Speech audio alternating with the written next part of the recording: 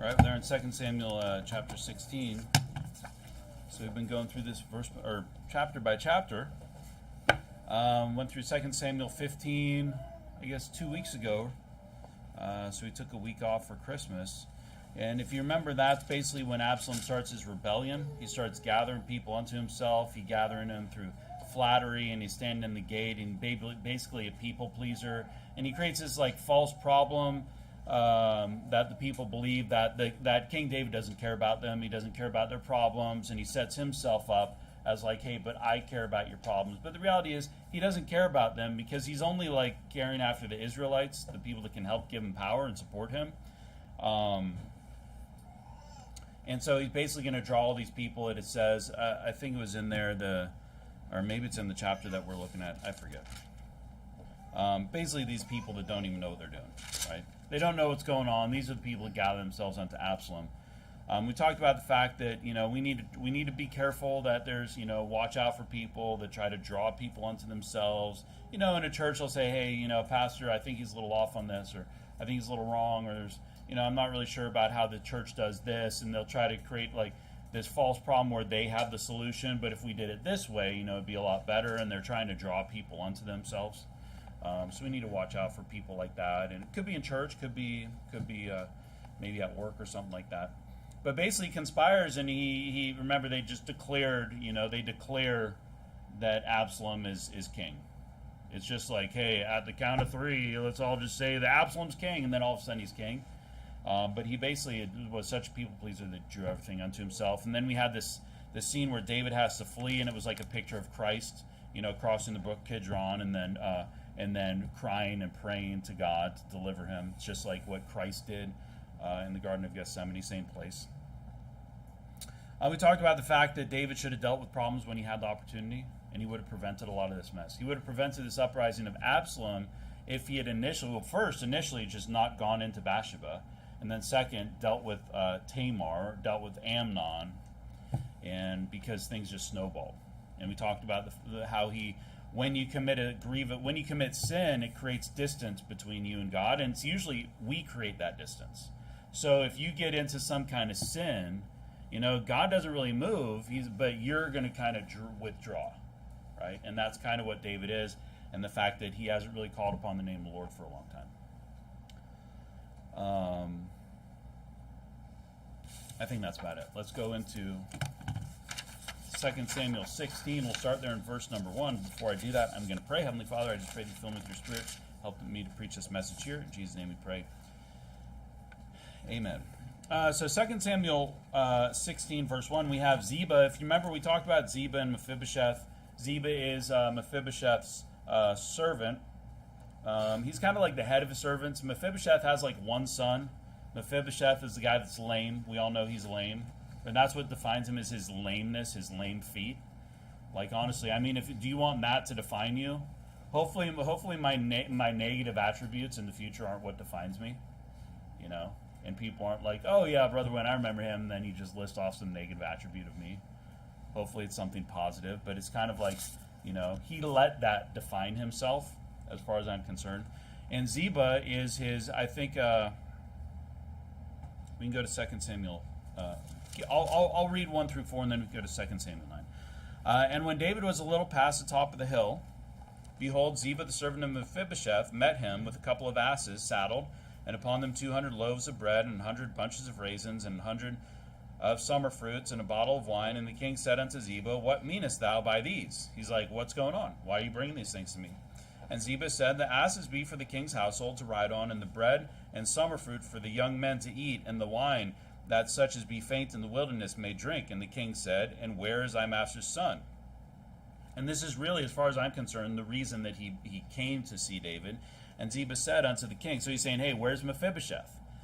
And Ziba said unto the king, behold, he abideth at Jerusalem, for he said, today shall the house of Israel restore me the kingdom of my father. So he's saying that Mephibosheth told him that he's going to stay in Jerusalem because now's the time when Israel's going to give Mephibosheth the throne, right? Then said the king to Ziba, behold, thine are all that pertained unto Mephibosheth. He's saying, okay, hey, you know what? Everything that Mephibosheth had, it's yours. And Ziba said, I humbly beseech thee that I may find grace in thy sight, in thy sight, my lord, O king. Go to 2 Samuel 9. Now, we already talked about this. I think Ziba is wicked, and he's a manipulator, and he's trying to take advantage of Mephibosheth. And I don't know if it says it in here. I think he's got like 25 sons or something like that. Does it say that in here? Well, let's just look. Let's just look at 9. But Ziba has like a bunch of sons. He's powerful. He's influential. He's got like, you can tell that he's a mover and a shaker. And Mephibosheth is kind of like this cripple. That's what defines him. He's just like, does nothing. Basically, Ziba takes care of him. And let's look at 2 Samuel 9:7. And David said unto him, Fear not, for I will surely show thee kindness of Jonathan thy father's sake, and will restore thee all the land of Saul thy father. He's talking to Mephibosheth. And thou shalt eat bread at my table continually. And he bowed himself and said, What is thy servant that thou shouldest look upon such a dead dog as I am? Does it look like this guy is just waiting to take control of the nation? To me, it doesn't look like he's just waiting to take control. He's not like talking to Absalom or somebody like that that's trying to exalt themselves. I mean, he's saying, I'm like a dead dog.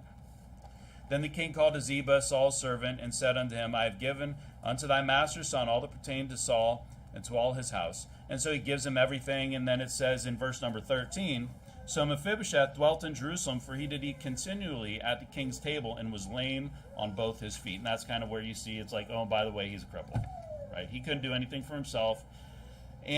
But what you see here is you see Ziba putting in a lot of effort to bring these two asses to David with, laden with all this food and a bottle of wine, and he's giving of things of himself to try to make him look good in front of David when he delivers this message that Mephibosheth is basically just waiting to take your kingship. Ultimately, I think that Mephibosheth just wants, or Ziba just wants Mephibosheth's wealth, because he's sick of serving this guy that can't serve himself. He's just like, it's like you don't see Mephibosheth really doing anything. And Ziba does all the work, and then he's like, I'm just gonna take it all. Now's my opportunity. And David kind of gives in. You see it, And I think it's because Mephibosheth, honestly, doesn't seem like he's communicating to David. And it also seems like Mephibosheth doesn't even really care about all these possessions. But it doesn't mean that what Ziba is doing is right. And here's a mess. Here's something that's a reality. Wicked people will work on you for a long time to take advantage of you. Ziba has been planning, as far as I'm concerned, has been planning this for a long time. How am I going to take all of this stuff that does not belong to me? People will manipulate people for years. Especially when money and power are involved. They won't go work a job. They'll work on a person to try to get their millions of dollars, and try to get whatever they can to get more and take what's not theirs. To steal and gain unrighteously and take advantage. And they'll take advantage especially when people are weak or in doubt. This is why people prey on older people. This is why you get wicked people that are going to prey on some old lady to try to get everything that they can out of them. I mean, you hear about these scammers. I mean, I'm not just talking about like family inheritance or something like that, and some wicked person comes in and tries to like manipulate the senile old person, But these scammers that try to manipulate old people out of like tens of thousands of dollars and all their savings, and they'll work on them. Like I watched this one video. And these scammers were literally working on this lady for years and years, where she actually would call them directly. Her scammers in India, she would call them directly and talk to them and ask for help. And they had like this relationship. And people will do whatever they can for unrighteous gain, and they will work and manipulate people for a long time. So it's just one thing that we need to be aware of. I don't know if anybody in here's got some massive inheritance and you got some person that's just trying to weasel their way in to get it, but it happens. And that's what Ziba's doing. He's been working on this for a long time. 2 Samuel 16, verse number 5. And and then David just kind of gives in. He's like, hey, you know what? I've had enough. You can just have everything. It's all yours. Let's keep going. Verse number 5. And when King David came to Bahurim, behold, thence came out a man of the family of the house of Saul, whose name is Shimei, the son of Gera. He came forth and cursed still as he came. So basically, David and all his people are making this walk of shame, right? Fleeing Jerusalem after being overthrown by Absalom because David wasn't willing to fight or do anything, because Absalom's basically like this reprobate that's just going to probably kill innocent people if that's what it takes. So they're fleeing, and then there's this guy Shimei, who's of the house of Saul, who's basically, we'll read it here in 6, and he cast stones at David and at all the servants of King David, and all the people and all the mighty men were on his right hand and on his left. So he's surrounded by a bunch of people. And this guy Shimei is thrown stones. It says he's casting dust at him. And thus said Shimei, when he cursed, come out, thou bloody man, and thou man of Belial. And we know that David's not a son of Belial, a man of Belial. He's a man of God, right? Yeah, he sinned. He did some wicked things, and maybe he's been a little distance from God, as far as I can see. But he's not a son of the devil. He's not a wicked man, even though he does wicked things. That his heart is right. And he's basically mocking him. Kind of reminds me of Christ being mocked on the cross, at his lowest point, when they're like, "Oh, if you're God, why don't you save yourself?" Just putting, just making things even worse. The Lord, verse 8, the Lord hath returned upon thee all the blood of the house of Saul, in whose stead thou hast reigned, and the Lord hath delivered the kingdom into the hand of Absalom thy son.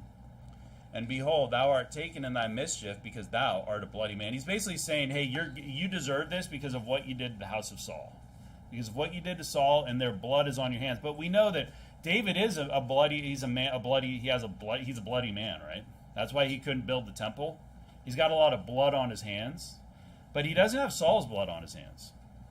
Go to 1 Samuel 24.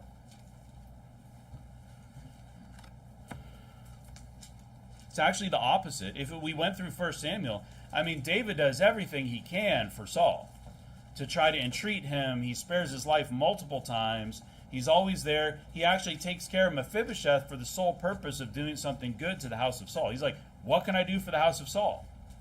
And that's exactly why he's trying to take care of Mephibosheth.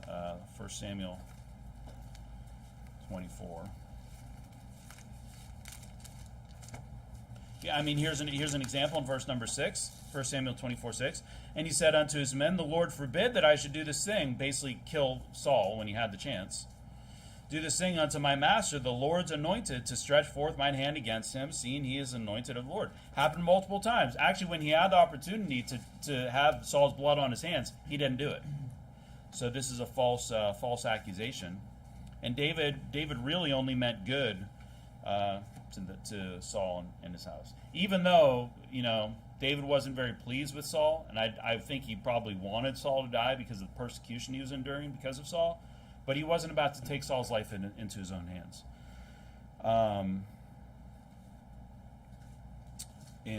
Go to 1 Samuel 15. And throughout all of 1 Samuel, and Saul's chasing David and his people. He's running for his life. Saul was the one trying to kill David. David did not try to kill Saul. And in the end, we know that Saul actually killed himself. Saul fell on his own sword, right? He committed suicide. And so where was David in all this? He was somewhere else. You remember he was drawn away. 1 Samuel 15, because the Philistines wouldn't let him fight against Israel. So David wasn't even around. 1 Samuel 15, verse 26. And Samuel said unto Saul, I will not return with thee, for thou hast rejected the word of the Lord, and the Lord hath rejected thee from being king over Israel. And as Samuel turned about to go away, he laid hold upon the skirt of his mantle, and it rent. And Samuel said unto him, the Lord hath rent the kingdom of Israel from thee this day, and hath given it to a neighbor of thine that is better than thou. See, it's actually Saul's fault that the house of Saul fell. It's not David's fault. David only did good to the house of Saul. It's Saul's fault. And here you have Shimei trying to blame David for Saul's problems. That's a false accusation. Shimei is a railer. Okay, the guy's a wicked guy. And he said, yeah, he's a wicked guy. You can go to, I don't have it here. Go to 1 Kings 2.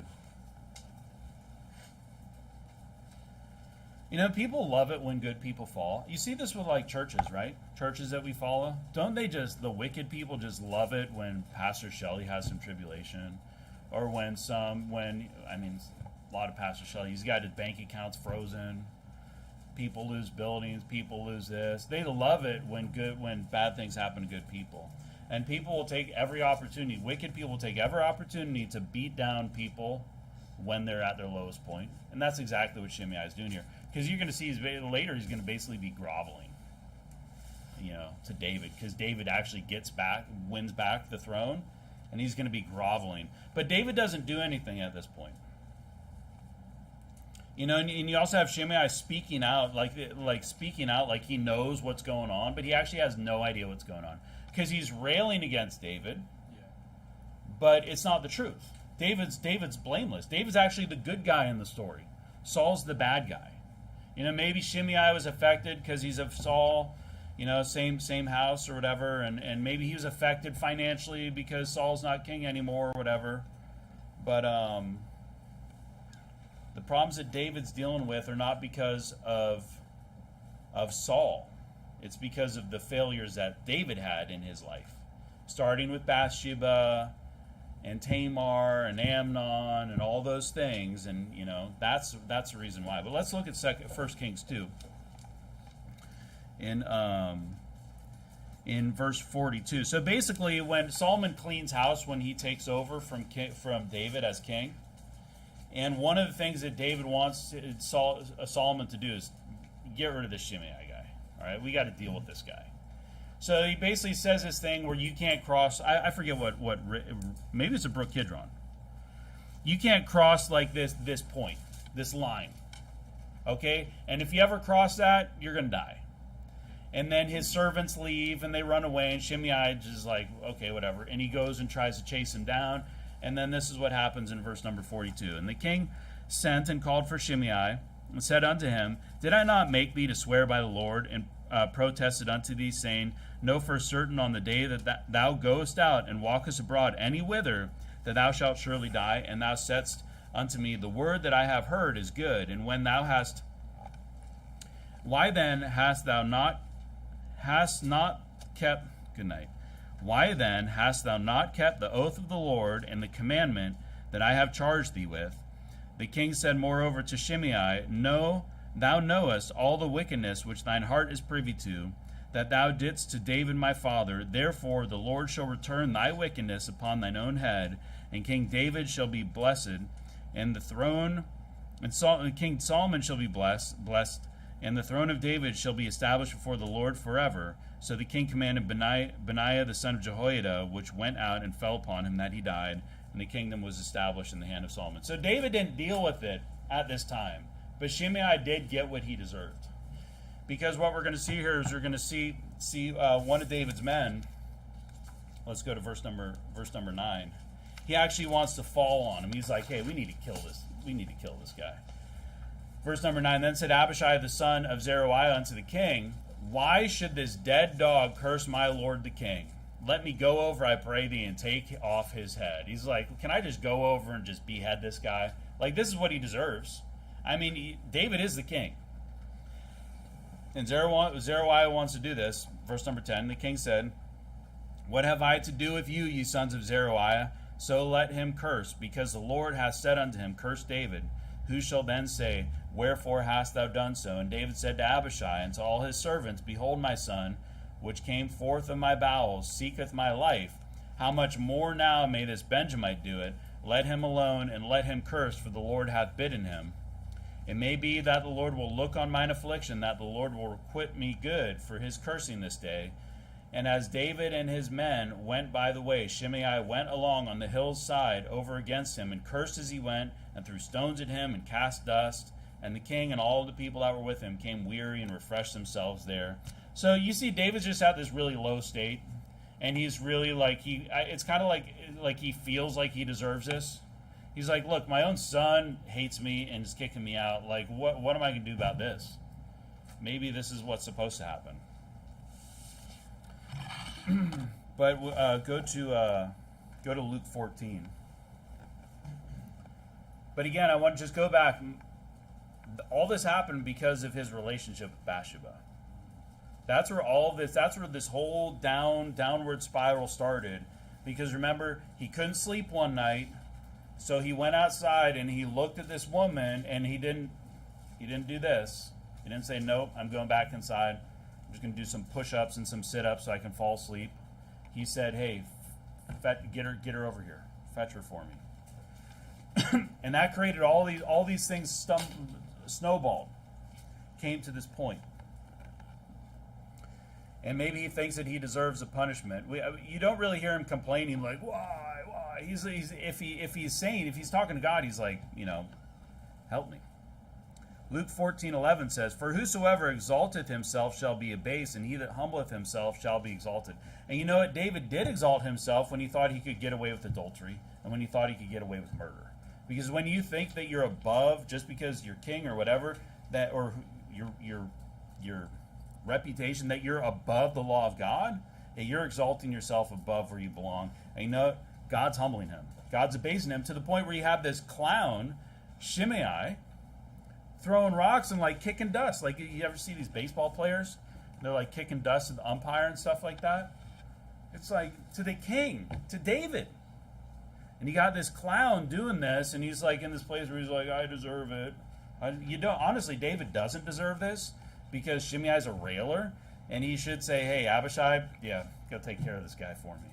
But he's so defeated at this point, because everything's just snowballing. That's why James 4:10 says, humble yourselves in the sight of the Lord, and he shall lift you up. But what we're going to see is that David will, he will humble himself. But another thing we see here is that you don't always need to get retribution. I mean, he could have got in the moment, said, slay this guy. Right. Get him out of my sight. Go to Romans 12. Matthew 5:11 says, Blessed are ye when men shall revile you and persecute you, and shall say all manner of evil against you falsely for my sake. And I would say that at this time, he's trying to abase himself and just kind of take the hits. And in a way, he's doing that because he thinks that this is what he should be doing. Right? He even mentioned, what did he say in the previous one? He's saying if the Lord hath said unto him, curse David, he's like, maybe God told Shimei to say this. Maybe this is something that I need to hear. But it's not of God because it's not the truth, right? But that's how David's interpreting it. That it's maybe he's kind of doing it for God's sake, but you know what? Hey, if you submit yourself and just sometimes take the punishment, even if you don't deserve the punishment, even if you don't deserve what's coming at you, you don't always need to get retribution. And we know that Shimei's day will come. It's going to come after David passes, but it's going to come. We can also think that, if we have mercy on people, then God will have mercy on us. If we're merciful to people, he'll be merciful to us. Romans 12:20 says, Therefore, if thine enemy hunger, feed him. If he thirst, give him drink. For in so doing, thou shalt heap coals of fire on his head. So you can kind of take this backwards idea with your enemies, where you actually do good unto them. In this way, Shimei is allowed to live, right? In Romans 12:19, the previous verse says, the verse right there, vengeance is mine, I will repay, saith the Lord.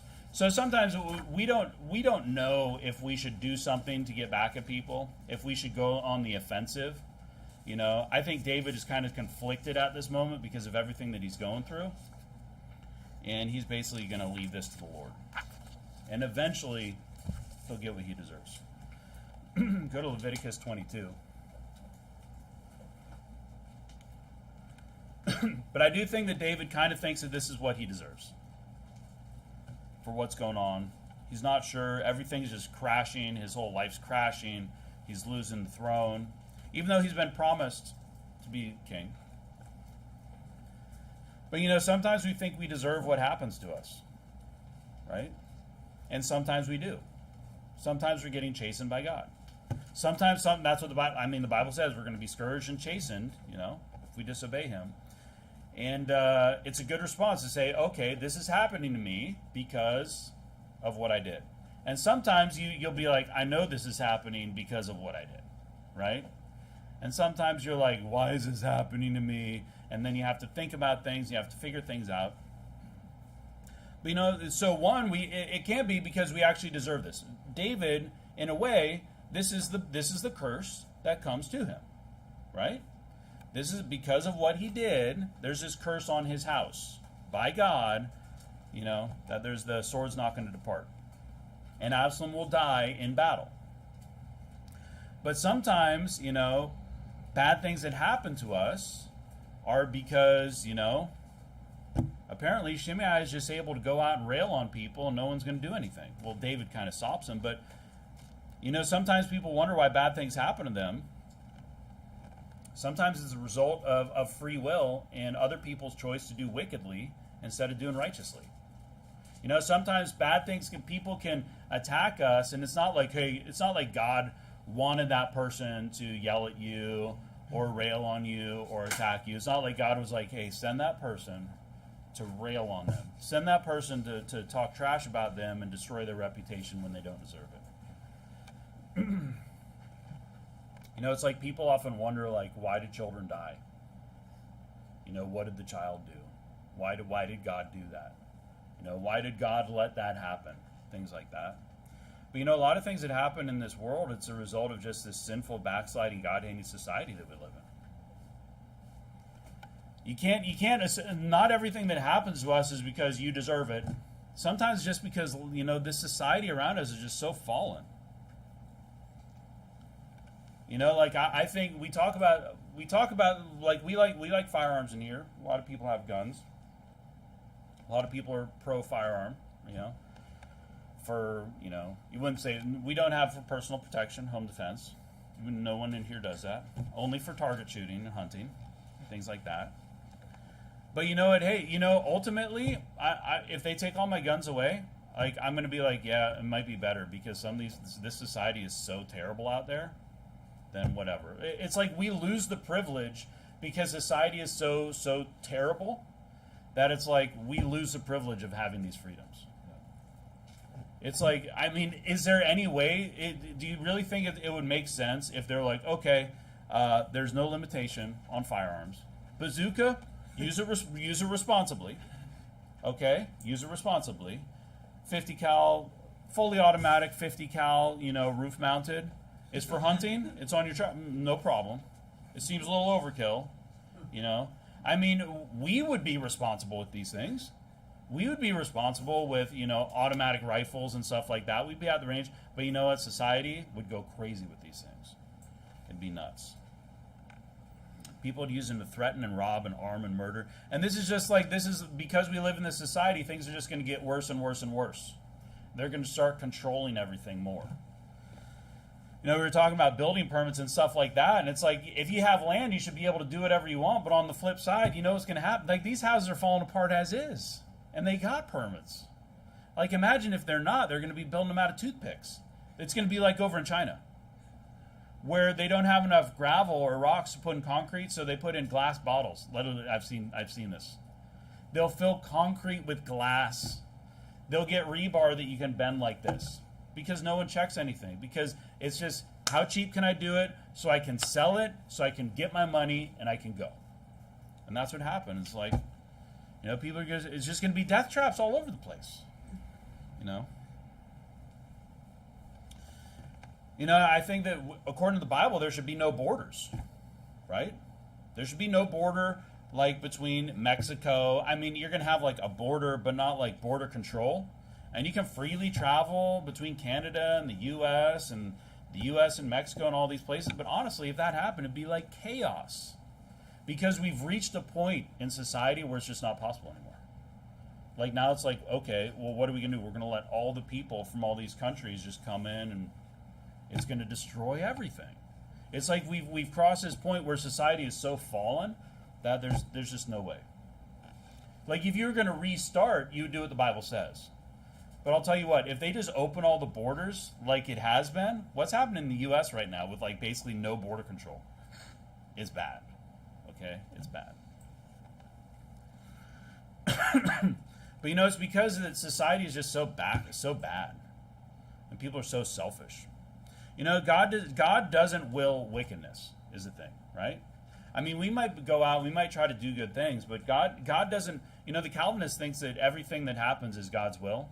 Like rape and molestation, it's God's will. It's like, what a cruel God. Like God is against those things. But you know what? Unfortunately, we have free will, and so you're going to get some people that are wicked, and they're going to choose to do wickedly. Go to Leviticus 22, if you're there in 18. Speak unto Aaron and to his sons and unto all the children of Israel, and say unto them, whatsoever he be of the house of Israel, or of the strangers in Israel, that will offer his oblations for all his vows, and for all his free will offerings, which they will offer unto the Lord for a burnt offering. Just showing you that free will exists in the Bible. And you know, hey, thank God for free will, that we get to choose what we want. We can express ourselves how we want, and we're not robots being controlled by God. But you know what that means is that other people that have free will, they actually choose to do very wicked things, and that's why bad things happen. You know, why is Shimei doing this? Did God send Shimei to rail on David and to throw stones at him? I don't think so. I think Shimei is just a wicked man, and he's doing what he thinks, what he wants to do, because he doesn't have the truth with him. You know, and these are the times when you, like, unfortunately, bad things happen to people that they don't deserve, and that's when people just need to overcome that. That's just how it is. Bad things are going to happen to us that we don't deserve, and those are the challenges that we have in our life that we need to overcome. And it's unfair. But you know, like, why don't you go see what it's like in like Zambia? I was watching this stuff in Malawi, you know, or in these Tajikistan or Kyrgyzstan or some one of these stans, you know, where they're living off like $1 a day. And they're struggling to make that dollar. And they got to work like 14 hours a day. I've seen these videos. I was watching these dangerous, has anyone seen Dangerous Roads videos? Those documentaries. And these people are like they're working their butt off for the hope of making like $1 so that they can put food on the table. Literally, they got nothing. And they're living in complete squalor. And we're like, why is this happening to me? I can't get the new phone. I can't upgrade my computer until next year? It's like, good night. Like, seriously, why don't you see how people live in these other countries, and then you're going to be like, man, I don't deserve, why am I here? Why was I born in America? Why am I not, I'm no better than that person. They might work way harder than I do, you know? So, you know, yeah, bad things happen to people, but those people aren't always complaining. They're thankful. It's pretty amazing sometimes. But you know, when we go through hard things, that's when we just need to overcome it. We just need to figure out, and that's like your cross. That's the cross that you bear. You just need to deal with it. You know, we're talking about when we deserve things, why things happen to us. So one is that it's actually we deserve the punishment. It's a chastening from God, right? Something happens. Sometimes, you know. Other times it's just, you know, unfortunately we live in a little wicked society. And go to Ecclesiastes 9.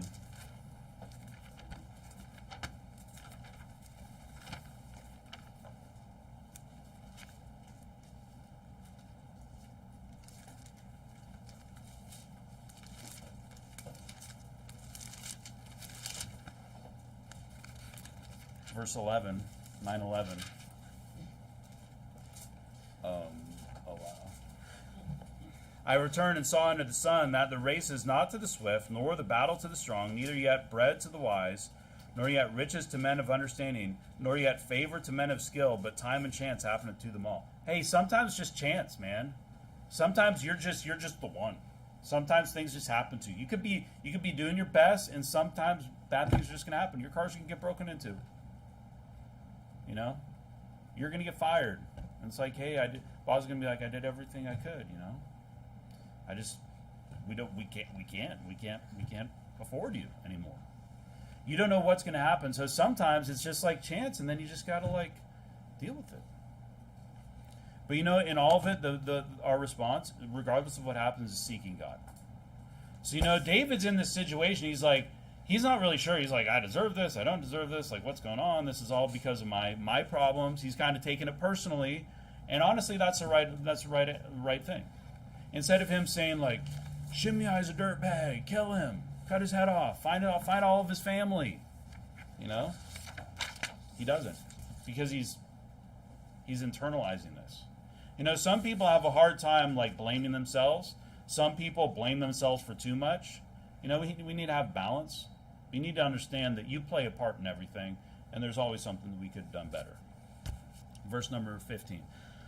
And Absalom and all the people, the men of Israel, came to Jerusalem, and Ahithophel with him. And it came to pass when Hushai the Archite, David's friend, was come unto Absalom, that Hushai said unto Absalom, you remember, this is a guy who David said, hey, go back to him.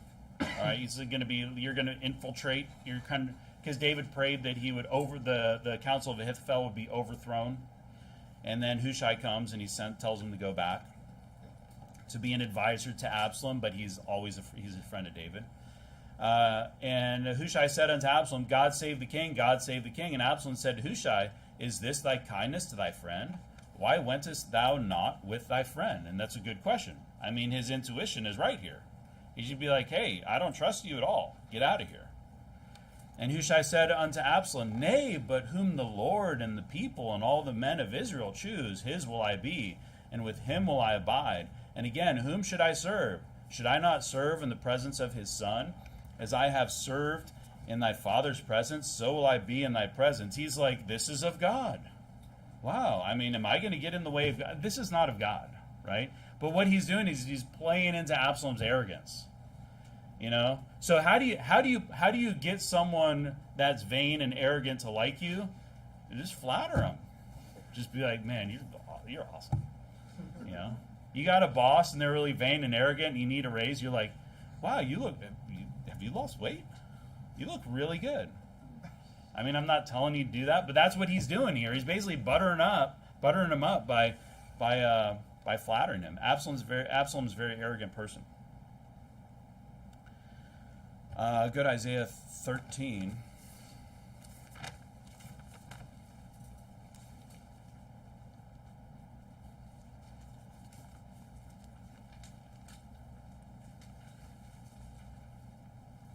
I think Absalom's a reprobate. I mean, I could be wrong. Maybe he's in heaven, but I think he's a pretty, he's like a psychopath. I mean, when he burns down Joab's field, you're like, whoa, what normal person would do that? That's too far, man. Isaiah 13:11. And I will punish the world for their evil and the wicked for their iniquity, and I will cause the arrogancy of the proud to cease, and will lay low the haughtiness of the terrible. But you know, the arrogant people, they can be destroyed by their arrogance. And that ultimately is what Hushai is using. He's using Absalom's arrogance to destroy him, because God hates the proud. And you know, you're arrogant, and what I think is interesting here, it says, the world for their evil and the wicked for their iniquity, and I cause the arrogancy of the proud. It's like right up there. You know, the cause of pretty much most problems in this world, vast majority, are arrogancy and pride. Why do people not get saved at the door? Because they're prideful. Because they're arrogant. Why do people have problems? Why do people not apologize? Because they're prideful, they're arrogant. Why do people not do this or that? It's because of pride and arrogancy. And Hushai's playing into that. But you know what's interesting is a lot of people think that their way is God's way when it's not. Like Absalom just likes hearing that, oh yeah, this is whoever the Lord chose David. Everybody knows that the Lord chose David. Saul knew that the Lord chose David. There's no question about that. I mean, you can't imagine that Absalom's grown up not understanding that David is like God's anointed. You know what I mean? But here's the thing. Don't think that because things go your way that it's the will of God. Just because things are going good, and don't think that like you're right with God. Because you might not be. It could be like a little, God's like, well, let's see what happens. But think about the Sikhs. They think, oh, this is heaven. They think that they're in heaven because of their possessions. They think that they're blessed by God because they have, the cars and the house and the family. And hey, that's one thing. I mean, we would appreciate if we had things. We would say, hey, thank you to God. It's good to be thankful. But they think that they're blessed exceeding because like of they're so good with God, because God is so pleased with them. It's like they think that they earned the houses and the cars and all this stuff because God is so pleased with them. It's one thing to understand that the things come from God. It's another to think that you earn those things because of your walk with their false god, because they're not saved. So God's not with them at all. None of this stuff is. If anything, it's like just a delusion. God's like, hey, is that what you want? Okay, yeah, I'll destroy you someday. Some of them will get saved. We get them saved, right? But that's a great example of people that think that because things are going well for them, that they're within the will of God. I'm not saying that you need to be scared, but don't take things like that as like, oh, God's really happy with me. Especially if you obtain those things by doing evil things and building houses that are going to fall apart in 5 years. God's not very happy with you. That's not a blessing from God if all the houses you build are going to fall apart. And honestly, we can only know just because it sounds to me just because Hushai's like, hey, the Lord chose you. Absalom's like, you're not so bad. I like you. But really, we can only have insight into the will of God by seeking direction from the Bible. The only way you can know that you're within the will of God is by looking in the Bible and saying, I think I'm okay. I think I'm on the right track. Yeah, I'm not going against things because if there's a verse that you're against, then you're, in that respect, you're outside of the will of God. It's pretty clear. And obviously, Absalom is not within the will of God because he is not supposed to be king. David is. Things could be good or difficult for you, and you could be within the will of God or not. Because things could be going terribly for you, and you could just be like following Jesus perfectly, theoretically. But Hushai feeds Absalom's arrogance, so he gains access into his inner council. Verse number 20. Let me get there. 2 Samuel 16:20. Then said Absalom to Ahithophel, give counsel among you what we shall do. So he's like, what do we want to do? What he wants to accomplish here is he basically wants to completely burn any bridge between him and his father. But we'll see that right here. And Ahithophel said unto Absalom, go in unto thy father's concubines, which he hath left to keep the house. Concubine's like a wife, okay? It's not a girlfriend because they'd marry, It's like a wife. It's basically like a wife of no standing type of thing, is how you could think of it. They're not like they're not as important as like the main wife, right? Like Abigail is not a concubine, she's a wife. Concubines which he had left to keep the house, and all Israel shall hear that thou art abhorred of thy father, then shall the hands of all that are with thee be strong. So they spread Absalom a tent upon the top of the house, and Absalom went in unto his father's concubines in the sight of all Israel. So you see here the whole purpose when he says, Absalom to Ahithophel, give counsel among what we shall do. And if you look at the end of verse number 21, it says basically the goal is the hands of all that are with Absalom are going to be strong. Now, what does that mean? I think it means that there's going to be no going back. So it's going to be like, we're with you, Absalom. Why? Because we stuck with you. We're there with you. Because, we're with you. We cannot go back to David. Why? Because going like having a physical relationship with your father's wife is in 1 Corinthians 5:1. It says, It is reported commonly that there is fornication among you, and such fornication as is not so much as named among the Gentiles that one should have his father's wife. It's like, this isn't even, the Gentiles don't even imagine this thing. Like, they're like, no, that's too far, man. But what do we have? David doing this. Let's go to Leviticus, actually go to Genesis 35.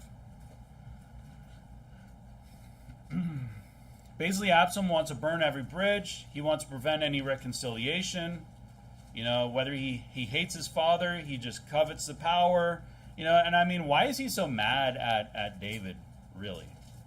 I think it's not so much anger towards Tamar. Maybe that's an excuse. I think it's just he covets that power. He's vain.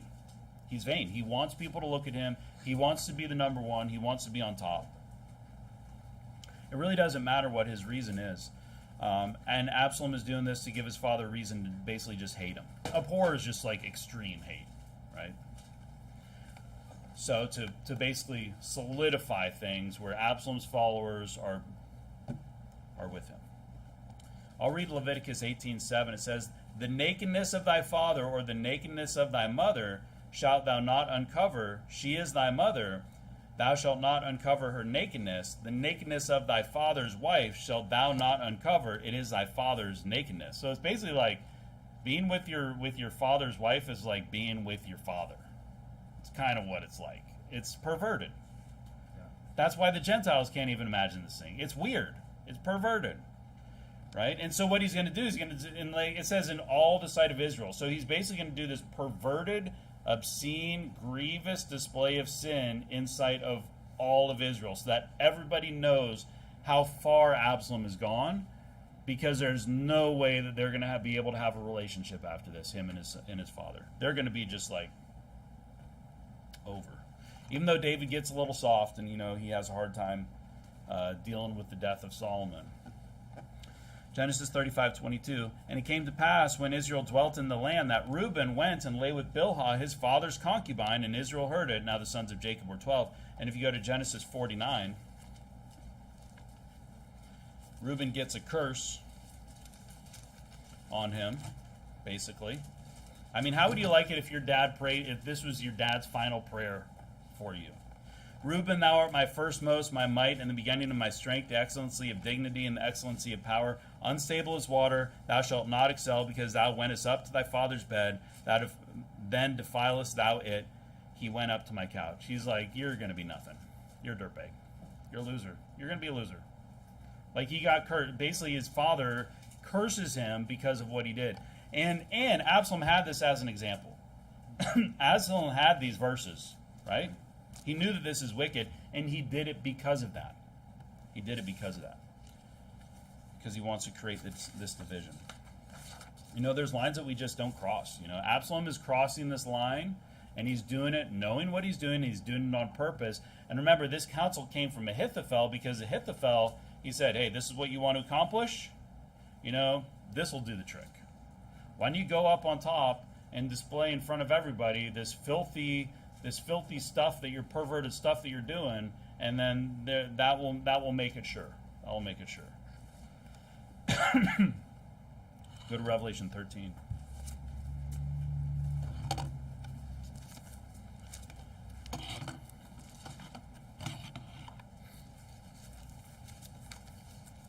In a way, it kind of reminded me of like when the Antichrist is going to come. You're going to have like people following the Antichrist because he's so impressive. Even though he's incredibly wicked and does all these incredibly wicked things and is killing all these people, but they're going to be like worshiping him. Revelation 13:3. "And I saw one of his heads, as it were, wounded to death, and his deadly wound was healed, and all the world wondered after the beast," the Antichrist here, "and they worshipped the dragon, which gave power unto the beast." And they worship, so the beast is the Antichrist that's going to come in the future. "They worship the beast, saying, Who is like unto the beast, who is able to make war with him?" So they're worshiping him. They're like, wow, this is amazing. He was dead. He got this deadly wound, and then he came and he died, and now he's alive again because he's basically powered by Satan. And there was given unto him a mouth speaking great things and blasphemies, and power was given unto him to continue 42 months. And he opened his mouth in blasphemy against God, to blaspheme his name and his tabernacle, and them that dwell in heaven. It was given unto him to make war with the saints, and to overcome them. And power is given him over all kindreds and tongues and nations. And so what's going to happen is you're going to have these people who are basically, there's going to be this incredibly wicked person, and they're all just going to follow after him, right?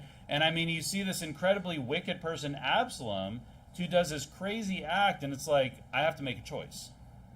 Am I gonna follow the guy who slept with his father's concubines, plural, in the sight of all man? I mean, I think they were in a tent, but I think he knew. I don't think it was like, I think there were walls and stuff. You know, in sight of all Israel, so that everybody knows what's going on, or am I going to stick with David who killed his 10,000s? And yeah, he screwed up some things up, I guess. Not everybody's going to know.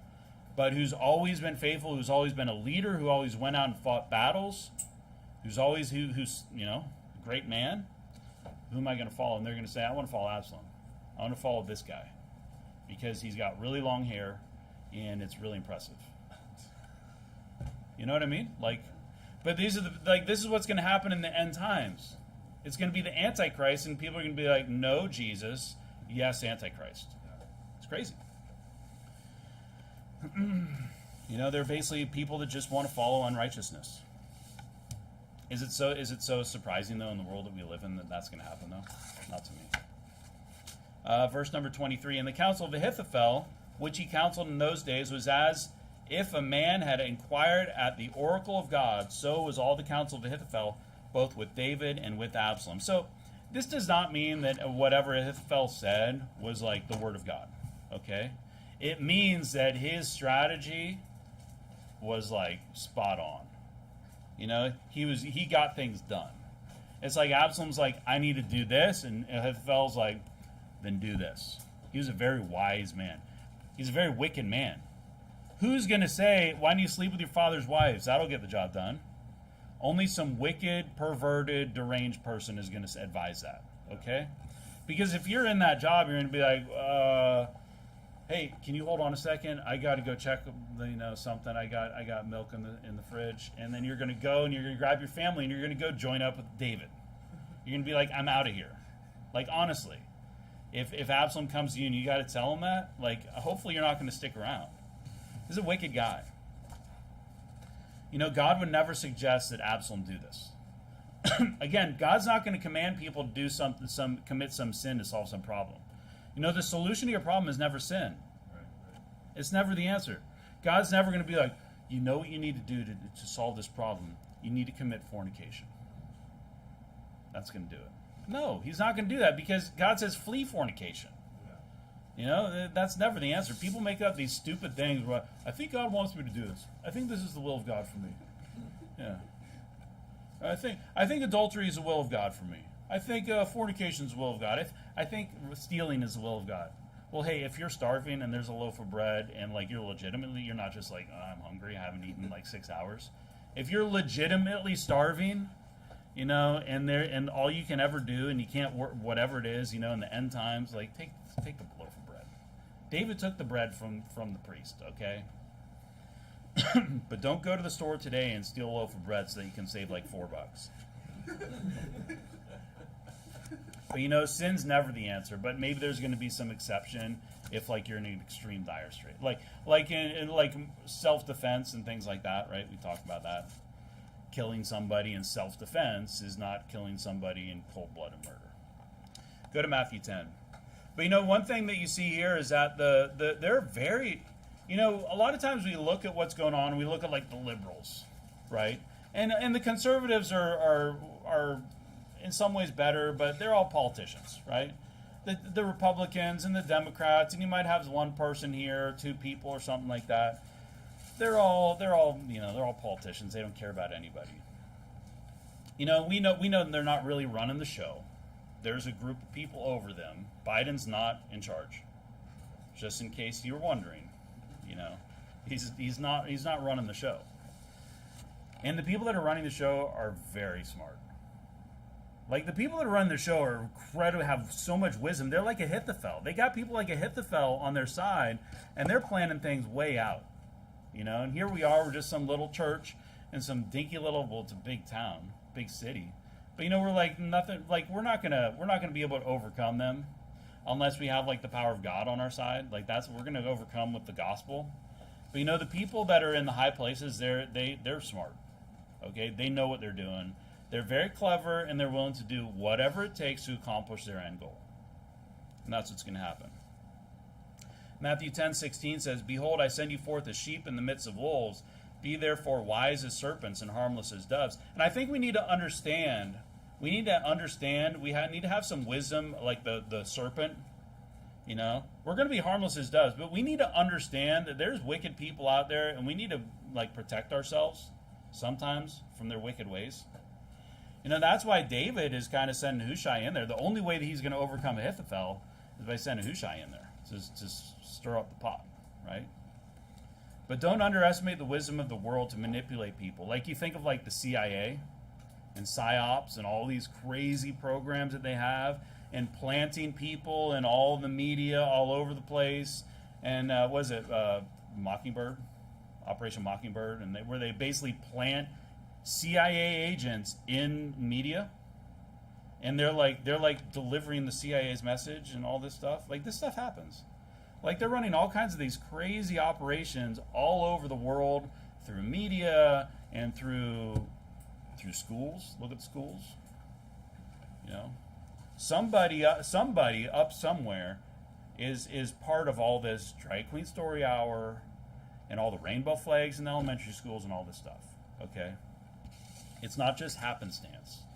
There's wicked people, and they're trying to accomplish their wickedness. Okay. So we can't underestimate. That's why we need to be very serious. We don't need to be afraid of this stuff. We protect ourselves. We protect our family. We protect those that we care about. But you need to understand that they're not. It's not just happenstance. There's planning that goes behind all these things. Okay. Absalom didn't just one day decide that he was going to go up onto the roof and sleep with his father's concubines. There was a reason behind that. But fortunately, God's man is going to be able to overthrow that. And obviously, God's going to overthrow all the wickedness in this world one day. And maybe we can do our part to overthrow part of it in the meantime. So anyways, I'll wrap it up. We got wicked Ziba putting in tons of effort to steal Mephibosheth's wealth, right? Playing the long game. And that's what wicked people do, especially when money and power are involved. Trying to steal it from other people. Shimei is basically railing on David, saying that Saul's blood's on his hands, that David is responsible for everything that happened to Saul and Jonathan and Saul's other sons. But that's not his problem. Shimei is a railer. David did everything he could for Saul and for Saul's family. But he doesn't do anything here because I think that he's at a low point. He's like, I deserve all. This is what I deserve. He's just taking the hits. Right? He's just taking the hits.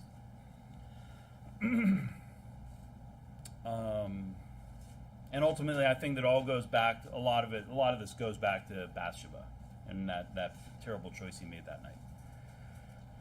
But David has mercy on Shimei, and we talked about, when we deserve things, whatever happens to us, whether it's because it's a chastening of God, or it's just because we live in some wicked society, or just happens to be chance that things happen to us.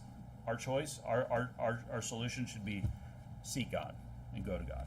A lot of people will draw themselves away, but that's been, I think, David's problem here, is that he's withdrawn, and he actually needs to go back and seek God. We talked about free will a little bit there too, and then Hushai returns to Absalom, and then we have Absalom, or he goes to Absalom, and then we have Absalom. The whole concubine thing on the roof, and it's very wicked. But Absalom's a wicked person, and he's just trying to accomplish what he wants by any means possible. And Ahithophel's the one that helps him with that. And Ahithophel's going to get his too, because he's a wicked guy, and he's going to end up killing himself. And that's about it. I'll wrap it up. Heavenly Father, I thank you so much for this day and for this new year. Just pray that you bless us, get us